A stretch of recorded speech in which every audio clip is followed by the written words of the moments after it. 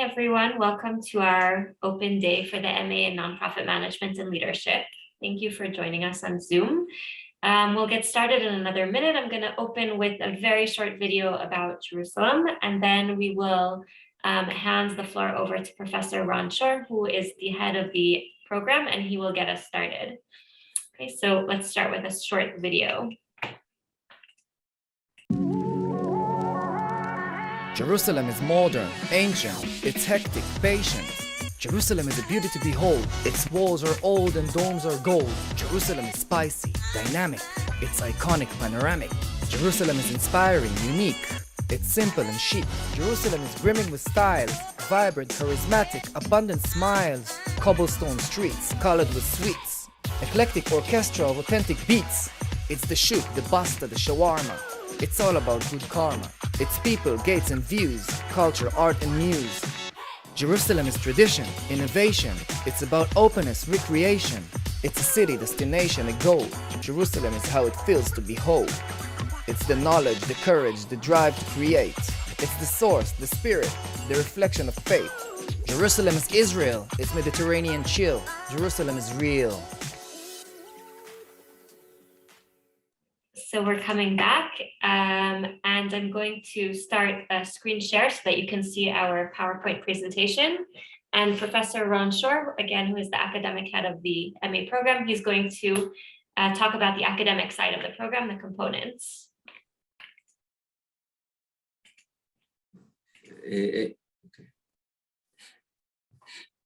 Okay, I am very pleased to start this evening, and thank you, Amy, for sharing with us this beautiful movie and colorful movie about Jerusalem. I would appreciate if you can move to the next slide. Yes, just 1 second.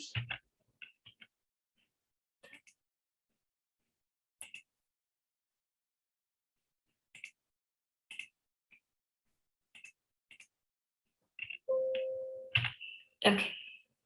Okay. I will tell you briefly about the program. And the Nonprofit Management and Leadership Program is actually a practice-oriented program to the field of nonprofit organization. The concept of nonprofit organizations refer to an organization whose mission is to focus on furthering a social cause, shared goal, or mission. And the program's objectives actually are to provide knowledge about management, leadership, and social change in the nonprofit world, and to allow students to gain expertise that will contribute to their further career. So as I mentioned, it's a very practice-oriented program, and we actually provide the conceptual and theoretical and practical tools in the program how to advance career in the nonprofit organization. Amy?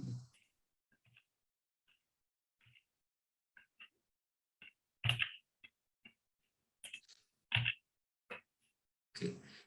The program is a one-year program which includes 3 consecutive semesters, autumn, spring, and very special summer semester. The summer semester actually includes 4 concentrated courses in which the length or the duration of each course is 4 days long. And students have to complete 38 credits in the program. 32 of them are required courses, and 6 of them are 3 elective courses. And we will tell you a little bit in the next slide about some of the topics which we deliver in the program. Marketing, how to market the programs in the nonprofit world.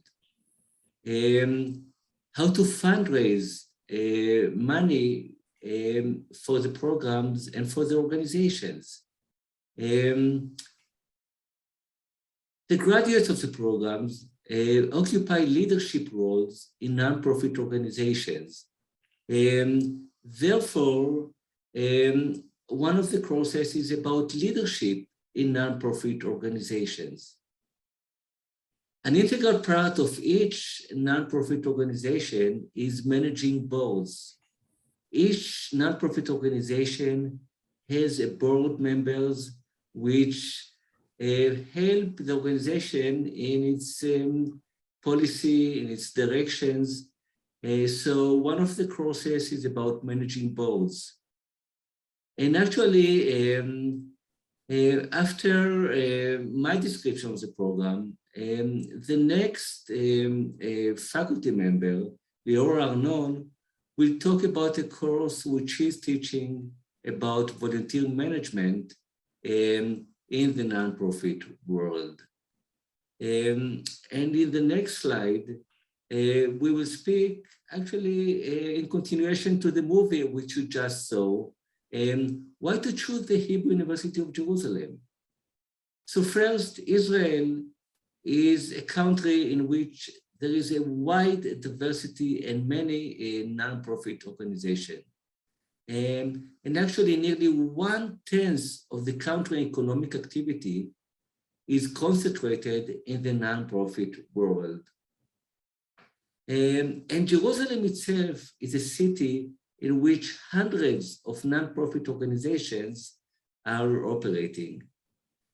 And in addition, the Hebrew University is among the top universities in the world.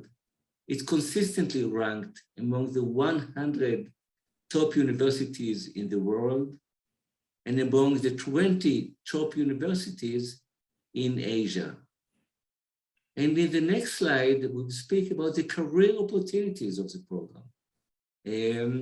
So the graduates of the program could be involved in diverse areas of practice in education, healthcare, social services, religion organizations, coexistence projects, and more. And actually, the graduates of the program can hold diverse positions as the founders of new nonprofit organizations, as development directors, as project managers, and consultants. And just examples of the organizations where our graduates work: the United Nations, the YMCA, the Jewish Federation, Helplines for Refugees and Migrants, and in the Christian Embassy in Jerusalem. So this is briefly about the program. And the next speaker will be Lior Arnon, who is a faculty member in the program. We will also have two students who will speak about their experience. And finally, Amy will speak again, Amy Sarusi, who is the director of admission, about the procedures for applying to the program. So our next speaker is Lior Arnon. And Lior, please, I'm very pleased that you are with us. Well, thank you very much. And hi, everyone, and welcome. Very excited to be here and to meet new students. So my name is Lior Arnon, and I teach a course called Volunteer Management in Nonprofit Organizations as part of the MA program in Nonprofit Management and Leadership. Just a few words about me. I'm head of innovation, research, and knowledge development at the Israeli Volunteering Council. That's an infrastructure nonprofit that aims to maximize volunteer engagement in Israel. I'm a former volunteer manager myself, and I'm a practitioner, and I also do a lot of training in the field of volunteer management. I'm also a graduate of the MA program in nonprofit management, and in that sense, I think that I combine theory and practice while I teach. I come from the field. I've worked with many volunteers in many different organizations throughout my entire career. And therefore, I provide examples and best practices and facilitate dynamic discussions within my class. I also incorporate speakers from the field of volunteer management, and I try to make the class as dynamic and interesting as possible. My students tend to call my course a bit unconventional because I like to give them a lot of exercises, and in many ways they feel sometimes like it's a workshop and not just an academic class. I want my students to feel prepared for the nonprofit world, and in all aspects, I want them to gain both academic and very practical knowledge.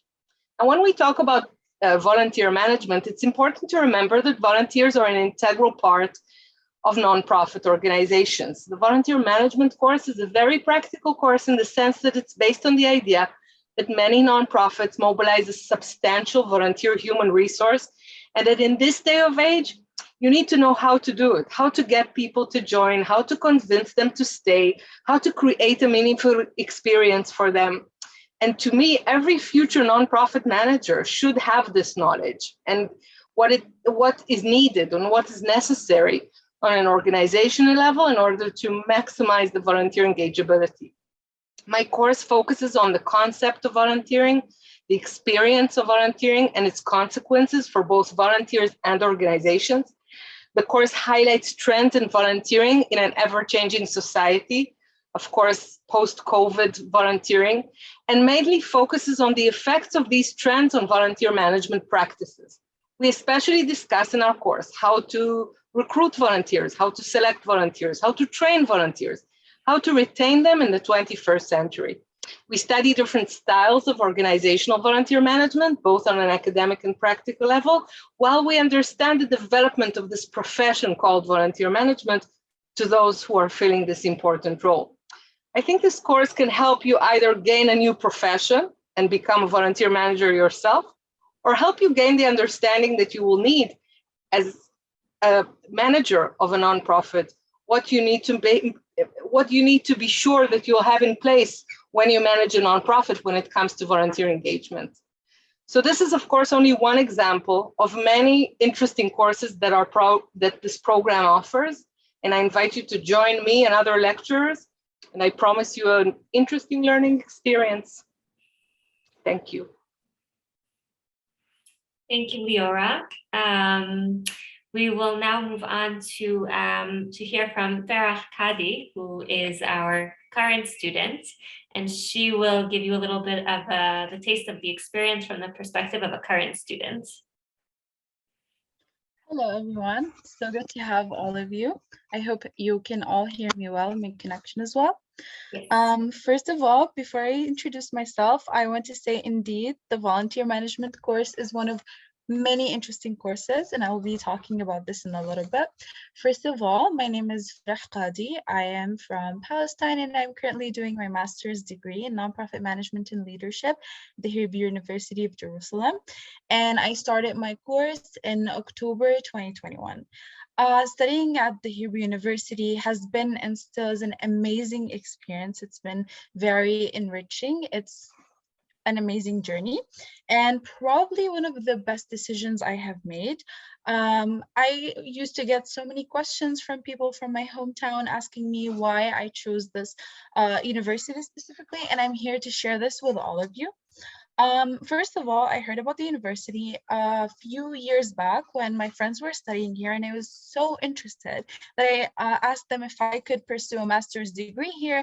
And of course, they told me it's not possible with, my nationality and my ID. I had no idea. So 2 semesters before I finished my bachelor's degree, I reached out to graduate admissions office, specifically Amy.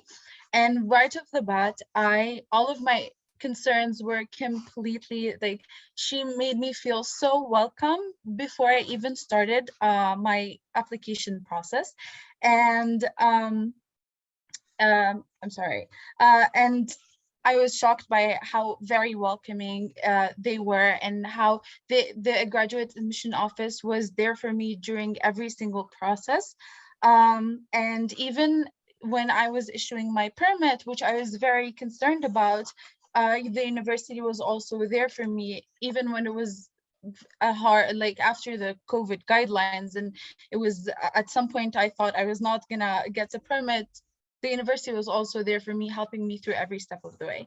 Now, regarding the courses, first of all, one of the things that my roommate and I, who are enrolled in the same program, laugh about is that we thought we were going to be taught by strict professors, but that was not the case.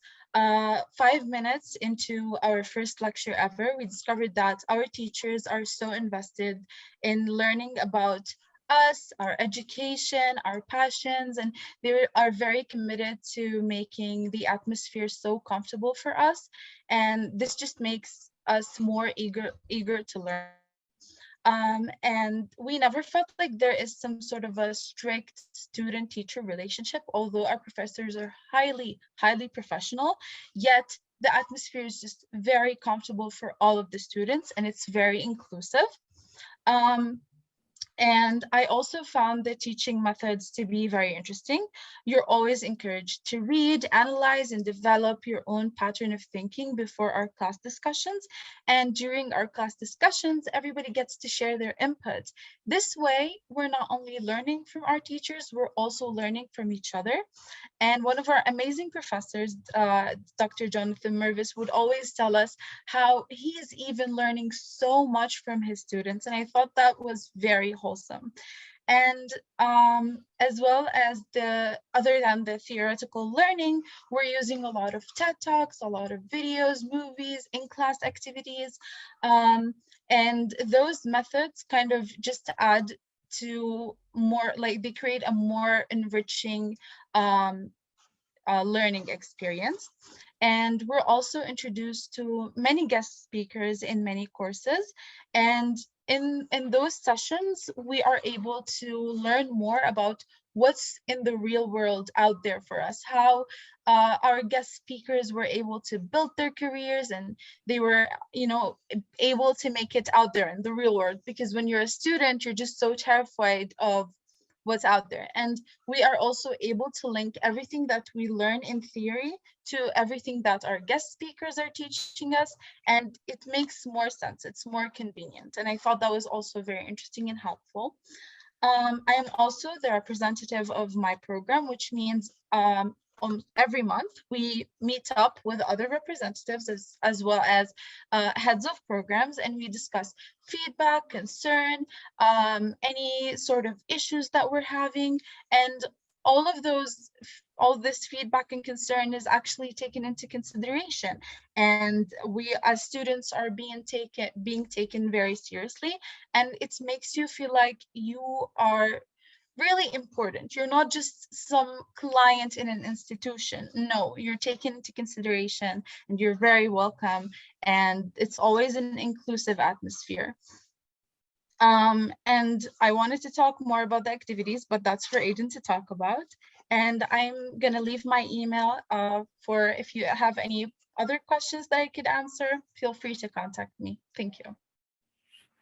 Thank you. Thank you. That was it was good to give an overview and also get the perspective of the students. So first of all, thank you. And if any students have any questions specifically for Farah, so you're welcome to write them in the chat. Afterwards, I'm going to read questions out loud, and I will refer them to the relevant person, to Professor Shore, to whoever it is. So you can ask a question, not just to Professor Shore, but to anybody here on the panel.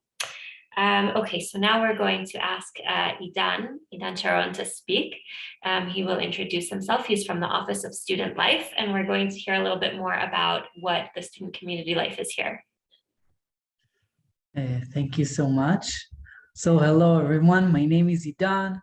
I am the social coordinator of the Office of Student Life, and we are basically the mirror image of the academic department. And we are here for basically everything else that is non-academic, meaning you have a logistical problem, you want to schedule an appointment with a doctor and you don't know where to go, you want to plan a trip in Israel and you don't know where to travel. We are here to give you tips, advice, and in general, we are here in the offices. In addition to that, we also provide weekly activities. We have what we call content series that are called communities, meaning we have creative writing series, We have politics in Israel community. We have music community. They meet every week and do a jam session. I lead the diversity and inclusion committee. We have many different areas. Our footies are a blast.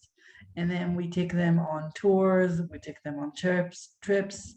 And basically we try to create as an enriching experience as possible. So we do in a week somewhere between 4 or 5 different activities in at least 2 of our campuses. So we have a jam session, we have a tour of Jerusalem, we bring in a speaker to talk about one topic or another, and we do some social event or a trip across Israel. And our entire job is to support you, whether it's an emergency that you might need because many students are here alone and they require some sort of support or assistance, or if you have a general question which you don't know which person to refer to, we are here for you. And we have an entire staff of social coordinators who do those things. And in general, even before you arrive here, you will receive an email from us with all of the relevant information. Once you land here, we are the one who welcome you into quarantine if needed. We are the one who give you the campus tour, the orientation of life in Israel. So if you have any other questions now, you can write them in the chat, or by the Q&A, I'll answer them, or even email me later. And we hope to see you soon. Thank you. Okay, so I'm going to speak briefly about admissions. Then we're going to see one more very short video, and then we will open up the Q&A session. Okay, so I'm going to share my screen once more.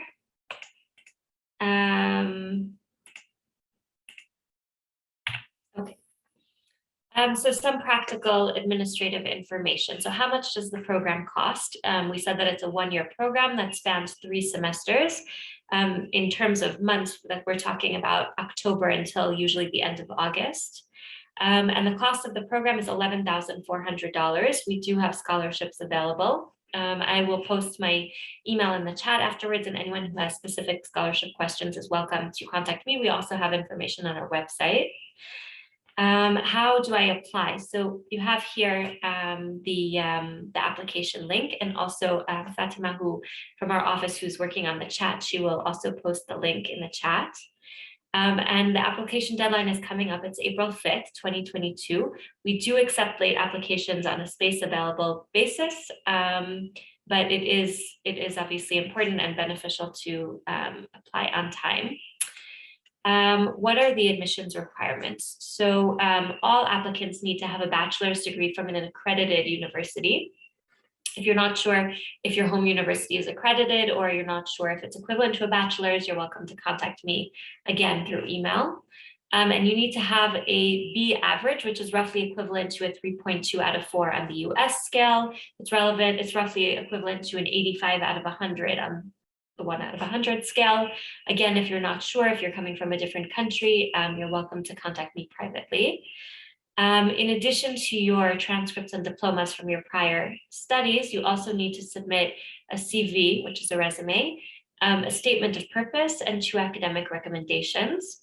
And you also need to show proof of your English proficiency. Okay, so students who studied at a full bachelor's degree at a university in which the sole language of instruction is English. So for example, most universities in the US and Canada and the UK, you can request exemption, but for students who studied in a university in which the language of the university was not just English, so you need to either submit a TOEFL score of 80 or above, or an IELTS score of 6 or above. And again, specific questions if you think you may be exempt, or you have questions about how else you can satisfy this requirement. So you're welcome to be in touch with me. Here we speak briefly about what Idan already spoke about in terms of student life. So like he said, that the graduate community coordinators organize trips around Israel and lectures, Shabbat and holiday meals, and activities with Israeli students. We also have the student village, which is the on-campus dorms. It's apartment style. So Each student has his or her own private bedroom with a shared living room, kitchen, and bathroom. With Wi-Fi and air conditioning, it's about a 10-minute walk away from campus. So a lot of students find that helpful. It's optional. Students are welcome to look for their own accommodations as well. And that is it for the admissions portion. I'm going to show briefly a video, and then we're going to open up to your questions. Okay, so hang on one second.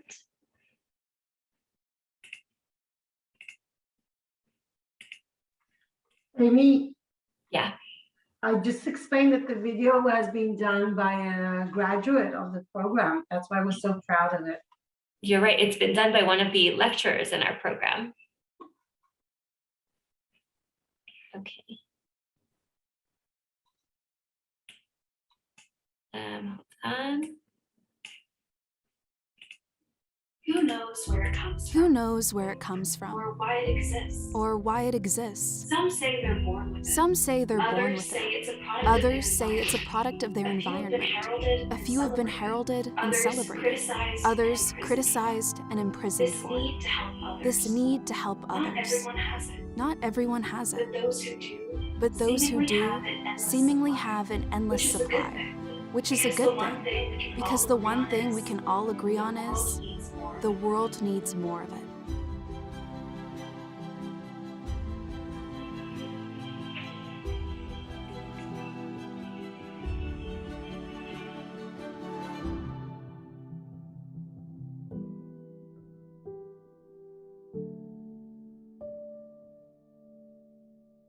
So this was a video done, I believe, by Dr. Lawrence Metrick, who teaches in the program. I think he's actually here with us. I think he teaches over the summer, one of the more hands-on guest lecturer courses. So this was something that was put together by him. Okay, so now let's open up to your questions. I see, I'm going to read through the chat. So Miriam is asking, how helpful is this program in finding a job in Israel afterwards?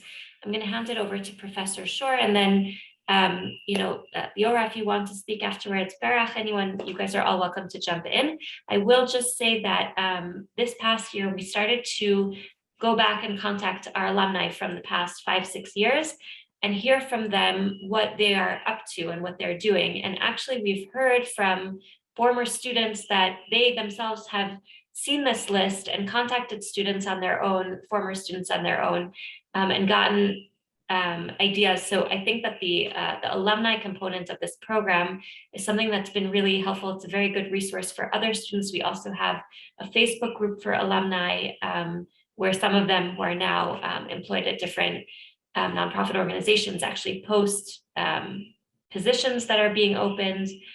So I will just say that before I hand it off to Professor Shor, that we are working to gather information about what our alumni are doing and to make this information accessible to current students so that it will hopefully help them when they finish.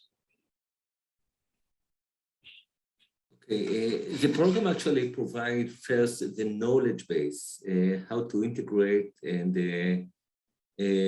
get leadership positions in nonprofit organizations.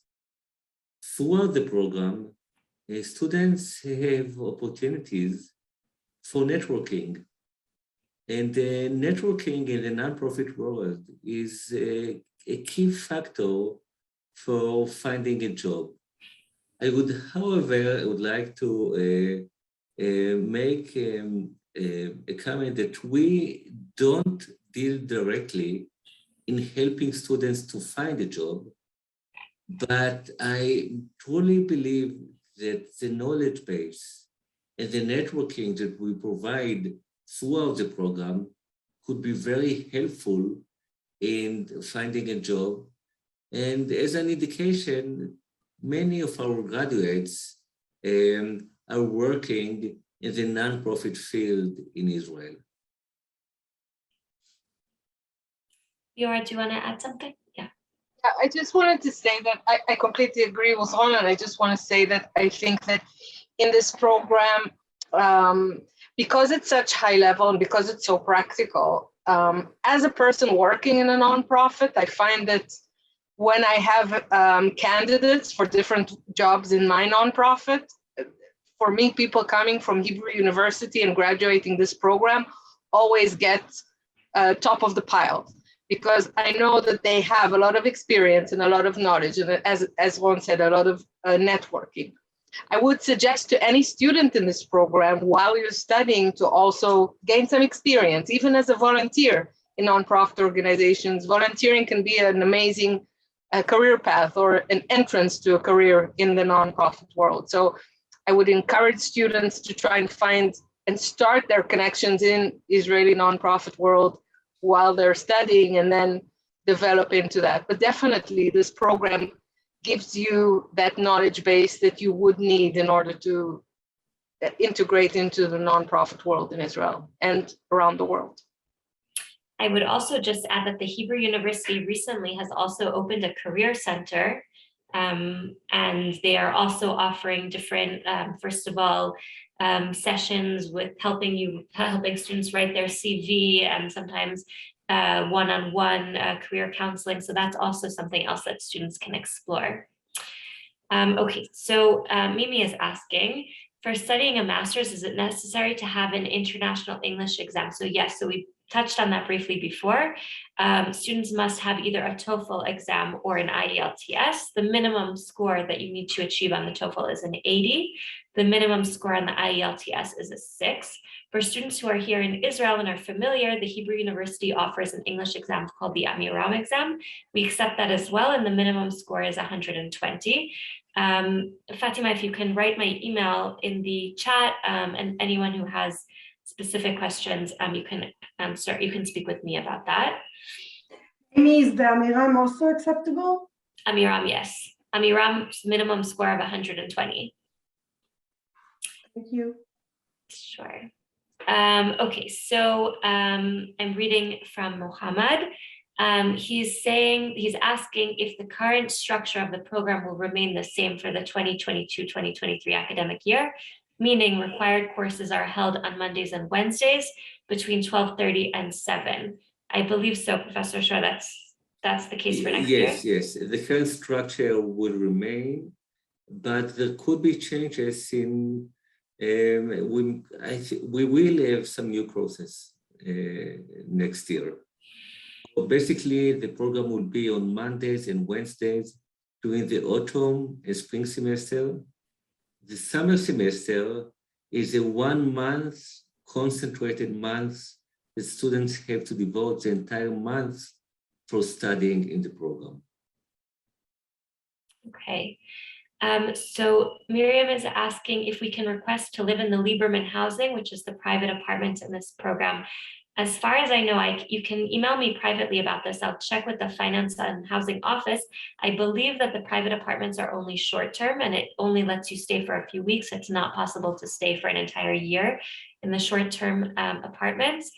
As a general rule, the international housing at the Hebrew University is the student village, which again is a private bedroom with a shared living room, kitchen, and bathroom. So we're talking between 2 to 4, I think, right, Idan, private bedrooms, depending on what's available. Students sometimes are able to live in the other dormitories, but usually the dormitories, we're talking about 1 private bedroom on a floor with a shared kitchen and bathrooms. I don't think that's what you're talking about.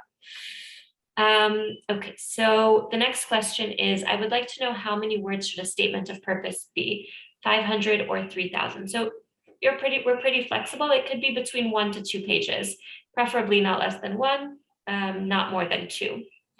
If the application deadline is April 5th, when is the deadline of the 2 recommendations? Okay, so when we're talking about the April 5th deadline, we're talking about the deadline to submit your application form. Once you submit your application form, I'm the admissions coordinator of this program, so I will continue working with you until we have all of the required documents, including the CV and the recommendations and the transcripts and whatever it is. So we understand that if you're applying by April 5th, we likely won't be able to send your file to the admissions committee for review, probably before mid-April, depending on how quickly you can get the documents in and how quickly your recommenders will respond. Just an important note about the recommendations. So we don't accept recommendations from students directly. On our application form, you will be asked to write the names and the email addresses of 2 recommenders, and we contact them. Okay, so if you're going to be talking with your recommenders, let them know that they can expect to receive an email from us. Okay. Okay. In the presentation you made reference to TOEFL and IELTS. Is AMIRAM? Yes. Okay, so AMIRAM is acceptable with a minimum score of 120. Okay. Those are all of the questions so far. Is there anybody else that wants to ask? If you prefer, you can also open your camera. You're welcome to speak. You can write in the chat, whatever is more comfortable.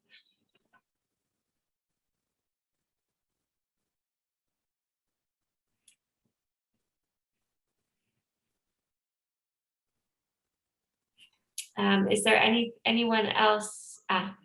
If we graduated university a while ago, can we get recommendations from a job? Professor Shor, do you want to answer that question? Could you repeat the question? Sure. So someone who graduated university a while ago, 5-10 years ago, is it okay if they can get professional recommendations as opposed to academic? We prefer that at least one of the recommendation will be from an academic, and one could be from a professional person. So if you can make an effort and get one academic recommendation, it would be preferable.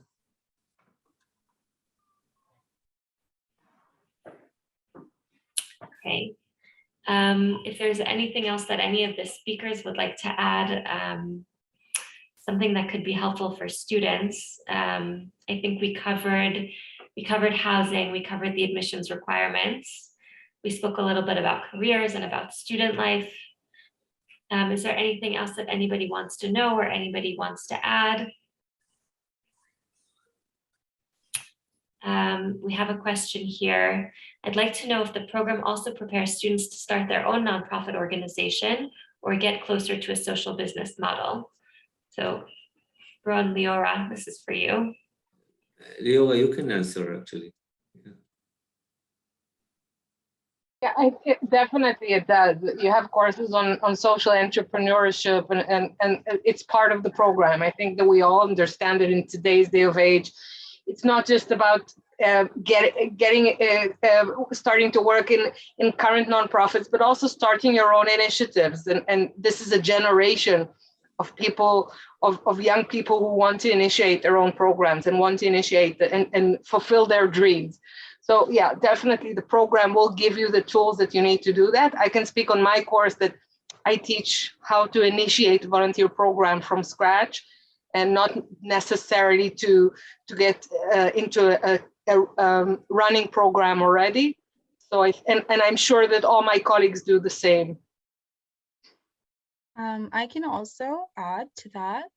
So, okay, one of our very interesting courses, and I think it's the only course that has taken over a whole year, is a project workshop, planning and implementation, in which we create a project from scratch. And we, of course, partner with nonprofit organizations, and we basically have to apply everything that we learned regarding management, finance, volunteering, everything that we took in theory, we're applying it, and we're actually implementing this program in real life.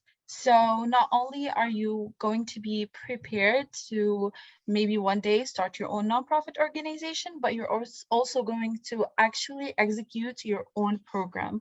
So I think that's like really helpful, really amazing, and I hope that answers your question. Thank you.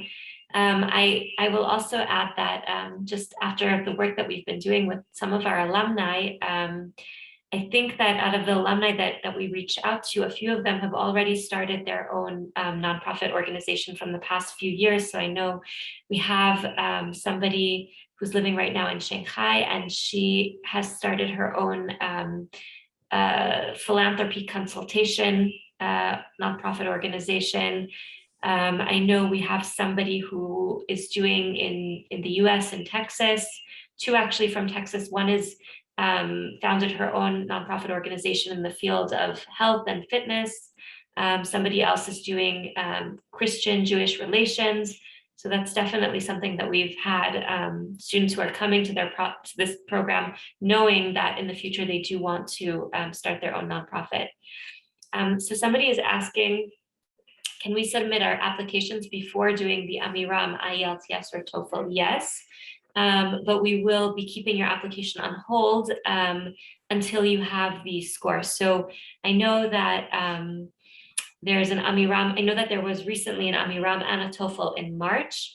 Hopefully in April, there will be another session, but assuming that you apply in the beginning of April, by the deadline of April 5th, we'll be able to keep your application on hold for a few weeks until you have time to register for the test, take the test, and also get your score back.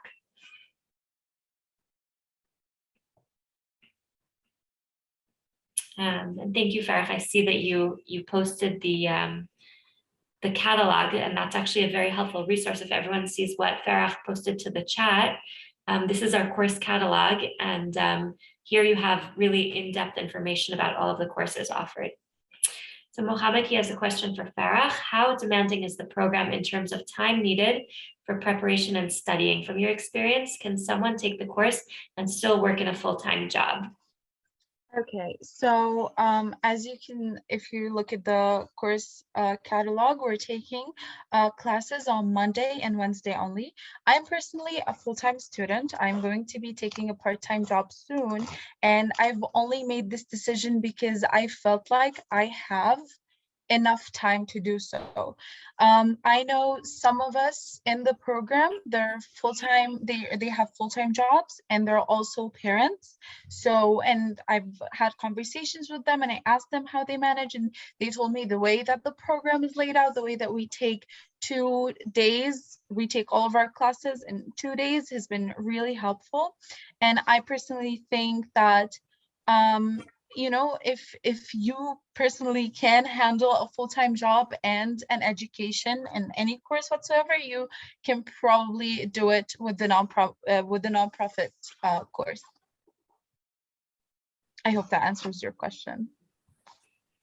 Yes, we do. We do certainly always have a lot of students who are asking that question. Again, also it depends on what kind of job you have. So students who have the flexibility of being able to work remotely in the evenings, on Fridays, on Saturdays, whatever it is, obviously that is helpful, because at the end of the day, you do need to clear out 2 full days of your schedule. It's important to remember that in-class attendance is mandatory.